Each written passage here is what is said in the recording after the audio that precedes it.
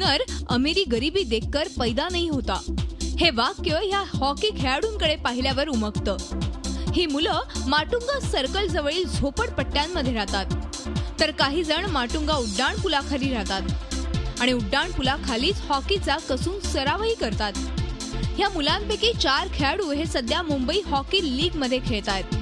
अशा संघर्षमय परिस्थितीतही त्यांनी इथवर मजल मारली आहे. आता त्यांना स्वप्न खुणावतंय ते भारतासाठी खेळण्याचं. हमारे पास जूते नहीं थे तो भैया लोग ने दिए और फिर हम लोग को मतलब बाहर खिलाने लेके जाते थे, फुटबॉल, हॉकी.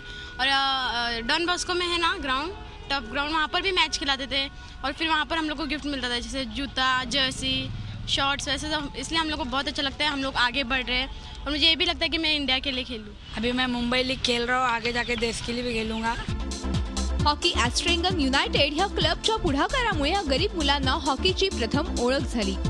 या क्लबच्या कोचेसनं या झोपडपट्ट्यांमध्ये जाऊन या मुलांमधील गुणवत्ता हेरली आणि ते या हिऱ्यांना पैलू पाडण्याचं काम करतायत. ॲक्च्युली त्यांना स्पोर्ट्स पहिल्यांदा आपल्याला माहिती करून द्यायला लागली आम्हाला, काय एक्झॅक्टली स्पोर्ट्स आणि इम्पॉर्टन्स काय आहे. कारण की सिन्स ते झोपडपट्टींना वगैरे बिलॉंग करतात, त्यांना इम्पॉर्टन्स पहिला करून दिलं. त्यांना एकदा कळालं की इम्पॉर्टन्स काय, स्टिक्स आणि ते ॲक्टिव्हिटीज वगैरे वाढल्या, थोडंसं स्टँडर्ड पण वाढलं त्यांचं. माझ्या ट्रेनिंगला वगैरे दिल्यापासून ते थोडे व्यवस्थित झाले जातात. खरं तर आपल्या मुलांना पुरेसं जेवणही देऊ न शकणारे या मुलांचे आई वडील आपल्या मुलांना हॉकी खेळायला का पाठवतील असा प्रश्न आपल्याला पडेल. मात्र आपली मुलं चांगली हॉकी खेळतायत हे पाहिल्यावर आता ते देखील आपल्या मुलांना हॉकी खेळण्यासाठी प्रोत्साहन देत आहेत.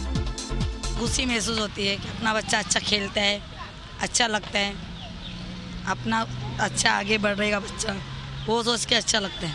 मला खूप आनंद वाटतं आणि असं म्हणजे चला मुलीची प्रगती होते म्हणून बरं वाटतं. बहुत बड़ा बात है कि मैं लड़की खेलता है, क्या किसी का लड़का लोग भी नहीं खेलता है, लेकिन मेरे तीनों बच्चे लोग हर चीज़ में स्पोर्ट है.